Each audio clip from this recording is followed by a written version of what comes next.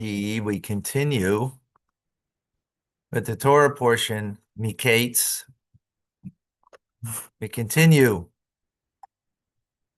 with our story with Yosef and Pharaoh's dream. Pharaoh had a dream, and guess what? Yosef was taken out of the imprisonment. He was there for a couple of years. And now, let's continue the story. We're Bereshis, Genesis chapter 41, verse 15. And Para said, El Yosef to Joseph, Chaloim, a dream, Chalamti, I dreamt. Upaiser, and an interpreter, Ein Oisei, there isn't to it. Ani, and I, Shamaiti, heard Alecha about you. Lamor saying, Tishma Chalaim, that you can hear a dream, Liftar Oisei, and to interpret it. Rashi in 15. But Tishma Chalaim Liftar, to hear a dream interpreted means Tazin v'tavin Chalaim, that you listen and you understand the dream. Liftar in order to interpret it. Tishma Lashon Havana, the word Tishma means to hear, but it's an expression that means comprehension. V'hazana is listening. Kamashemea Yosef.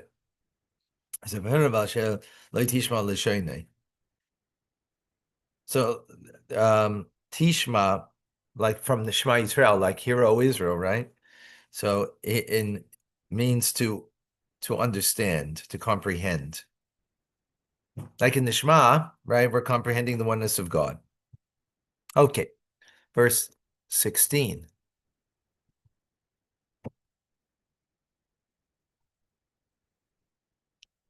Vian, and he answered Yosef el Pare to Pare, Lamor, saying, Viladai Elikim, without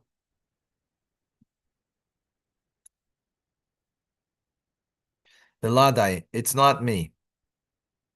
Elikim Yane, God will answer. Es Shalom Para, the welfare, the peace of Para. Shalom means peace, right? But in the context means welfare, right? When you say Shalom Aleichem, you're saying welfare, peace unto you, but like, how's your welfare? How you doing? Right.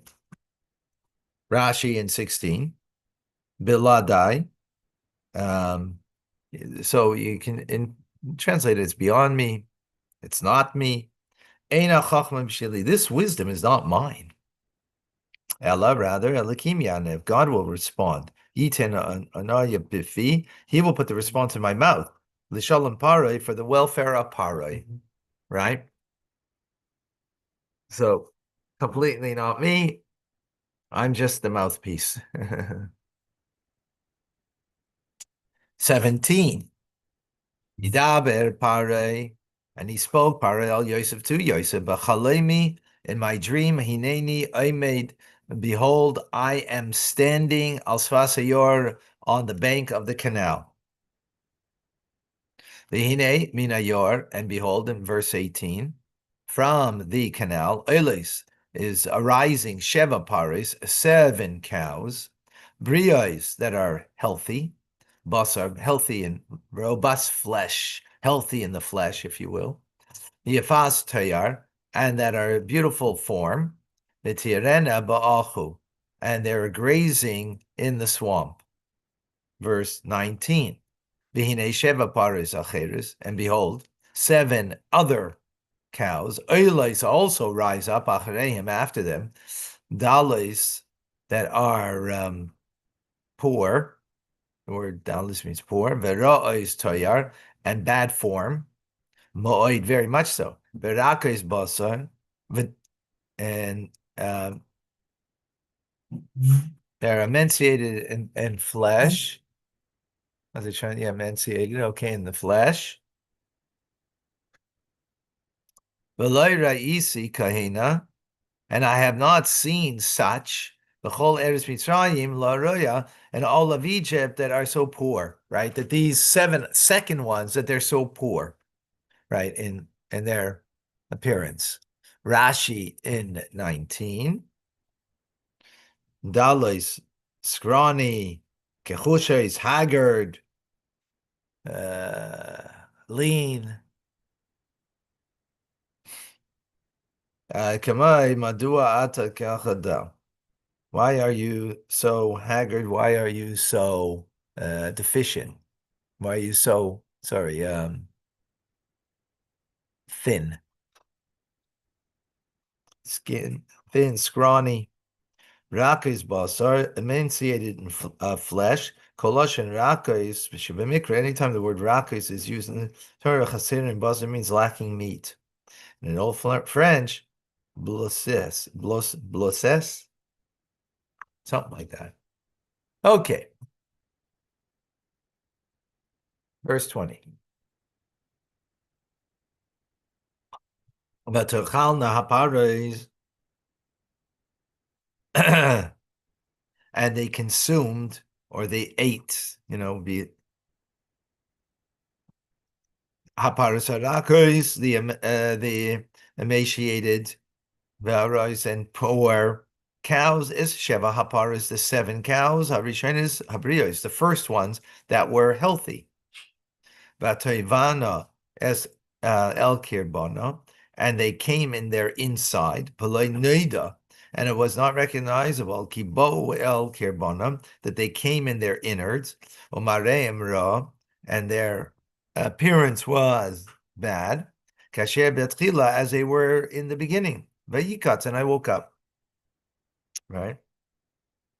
In other words, the thin ones that ate the healthy ones, you would think they would grow a little bit and they get a little a little healthier, right? No. They remained as thin as they were, as if they had not eaten them, not consumed them, right? That's what it means. Continuing 22. And then I saw in my dream. So he woke up. Now he goes and he has a second dream. And behold, there are 7 ears of grain that are sprouting, are rising up and sprouting on one stalk. Malayas v'toivas that are full. Malayas means full, and toivas means good, like we're tov. Excuse me, 23. And behold, numais, and then behold, 7 ears of grain that are withered. Dakais are thin. Shedufais, scorched, kodim by the east wind. That were growing after them. Rashi in 23. Numais, withered. Sunma beloshin arami Sela. The Aramaic language, Sunma, means a rock. Harehem ke'etz. They are like wood, bli lachluchis, without moisture. Vikashis kesel, and they were hard like a rock. Right? When something has moisture in it, so then it's got a little, it's got a little give and a flexibility to it. But these grains had no moisture in it, so they were hard like a rock. Vitargumai not son lakyan, and Unkelis translates it not son luck, that they have nothing in them. In others, there is nothing left them but the husk. The fish is regna minazera, because they were emptied of the kernel. I guess dried out. Okay. 24 in the verse. Bativlana, and they swallowed. Before it was teichalna, they ate, they consumed, right? Now the term is they swallowed. Hashibolim, the ears of grain, hadakis that are thin, es sheva, the 7 hashibolim, the ears of grain, hatoivis that were good. V'eimer ela chatumim, and I said to my chartumi, my soothsayers, right? My magicians, the ones, the stargazers, the imagili, and none had what to tell me, to explain it to me. Verse 25, but Yemer Yosef, and Yosef now is going to explain. Yosef says, El para to para, chalaim Pare. The dream of Paro echadhu. It's one, right? In other words, he had two different dreams, but it's really the content is one idea. That's what he's saying, right? And that which God that God and that which God is doing, he has told to Pare. In other words, he told him in a dream, right? What is that? Sheva pares hatevos, the 7 cows that are good. Sheva shonim, hena, they are 7 years. The Sheva shibolim hatevos, and the 7 years of grain are 7 years. Tevos Sheva shonim, hena, they are 7 years. They are chalaim echadu, meaning they're one dream, right? Rashi in 26. Rashi says, Sheva Shonim, 7 years, 7 years. Kulan, all of them, both 7 years represent by the good cows, and the 7 years represent by the ears of corn. Einam Ela Sheva, they're nothing but the same 7 years. Nishna Hachalaim Pamayim, and as far why the dream was repeated a second time, Lifisha Adavar Mezuman, because this is ready now to be fulfilled. As Yosef explains at the end, Allah Shinas Chalaim, on the fact that it was repeated the dream, right? Rashi's it's going to be explained later in verse 32. We're in verse 26, right? But in verse 32, he's going to explain why the dream, if it's the same dream, why did he have it twice? Right? Because this is ready to happen. In other words, it's happening now. Right, so that's why the emphasis of 2. Why Rashi explains this over here? That's a good question, no? Why doesn't Rashi just wait till Yosef says it? And what's the proof from these words that that's what it means? So he brings Sheva Shanim. But no, that's not even it's not even a proof from Sheva Shanim, seemingly. But it is from those words that he's bringing.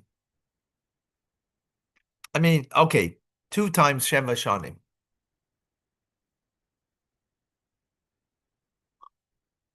You follow my question? Yeah? Okay.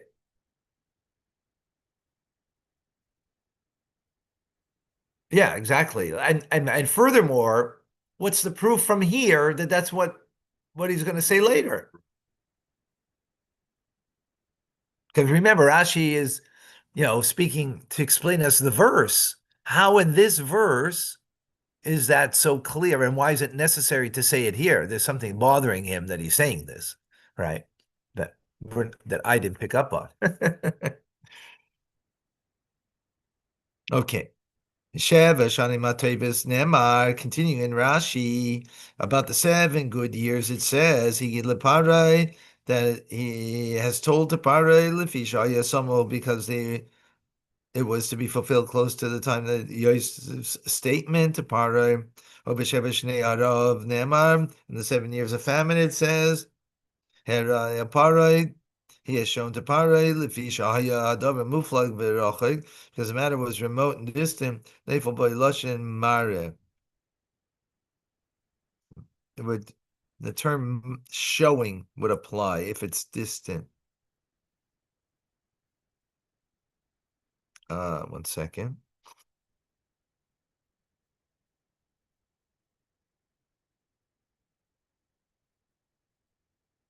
So over here we have the answer.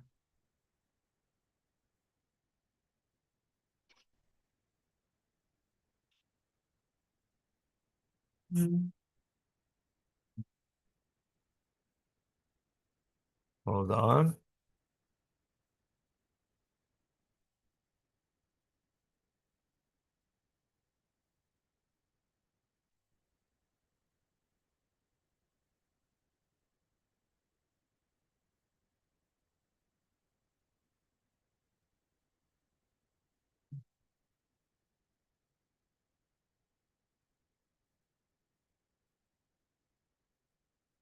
So what Rashi's saying over here, the word higid, he told, in the previous verse, the telling, meaning it means that it's coming something now. So that's why Rashi is not perfectly clear why that's a proof, but okay, let's go further. Okay, 27. Sheva paras and the 7, we're in 27, yeah? The 7 cows, harakos, that are thin. And that are bad. Ha'oiles acharim, that are coming after them, Sheva shanim heina, they are 7 years. Hine Yashevim Shibolim, and the 7 years of corn, harakos shedufos, that are bad, that are thin. Shedufos, and are withered because of the easterly wind. Akadim Hiushevishneish Rav. They're going to be 7 years of famine. They're going to be 7 years of famine.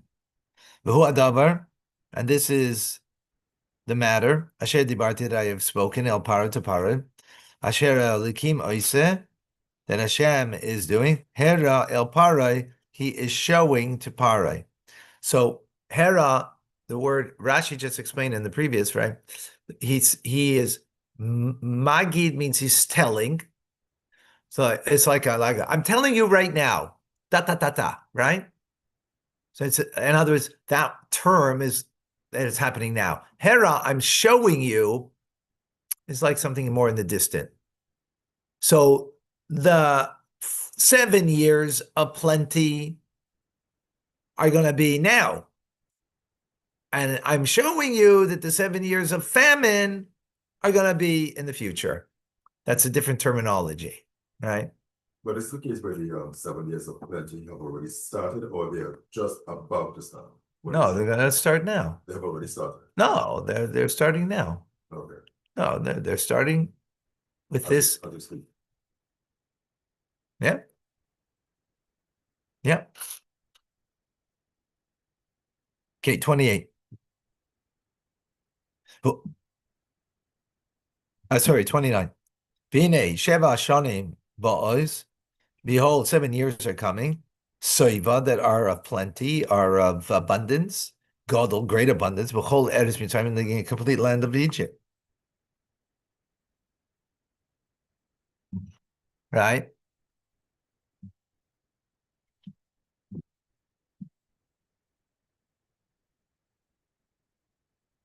"30, V'kamu Sheva Shnei Arav, and then will come up the 7 years of famine, Achareim, after them, and Nishkach, and it will be forgotten, Kol Aseiva, all of the abundance, but Eretz Mitzrayim, in the land of Egypt, the Kila Harav as Haaretz, and the famine will ravage will ravage the land." Rashi in 30. Benishkach is haseiva, you'll be forgotten of the abundance. Who pisrin habliya? This is the interpretation of the swallowing.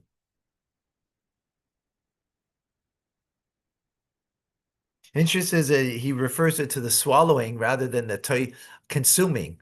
Right? There were two terms, consuming and swallowing. By the cows, it was consuming. By the ears of grain, it was swallowing. Rashi only uses the word from the ears of grain. You follow my point? Oh, if you guys are following this, this is amazing. You're really learning to learn. That's the question. And the second one specifically, right? Not the first one. We're already there. We understand. You know what? Okay, let's go further. 31. And it will not be recognizable, be known when the abundance in the land, mipnei harav hahu, because of that famine that comes afterwards. Ki kaved hu, because it's going to be very severe. Ma'oid, very severe. Rashi in 31, the abundance will not be known. Who pisra in this interpretation, but noida kibo el kirbana, because they apparently they came on the inside of them. Right? They're swallowing them means you're going to forget, right? And then there is that they came inside of them and they didn't change, means that you're not going to even remember it. 32. And that which he repeated the dream, El Para for Para Pamayim twice, Kinochan Adover, because it is appropriate the matter Lakim to come from God, and Maher Lakim Lasesin, God is hurrying to do it. Rashi Nochain Mizuman, ready. 33. Ba'ata now. Yirei Parai should be discerning, or I don't. Yirei Parai ish novain. Parai should be fearful, if you will, meaning he should be discerning. Ish novain v'chacham, to seek out someone who is a novain, who is discerning and wise. Vishisehu al eretz Mitzrayim, and he should place him on the land of Egypt. 34. V'yaseh parah, and the parah should do v'yavke pikidim, and he should prepare overseers. He should make overseers ala aretz, over the land. V'chimish is eretz Mitzrayim, and he should prepare the land of Egypt b'sheva shnei aseva, in the 7 years of plenty. Rashi 34. V'chimesh should be understood kitargumai v'yizares. He should quickly prepare. Similarly, when they came armed, meaning prepared. 35.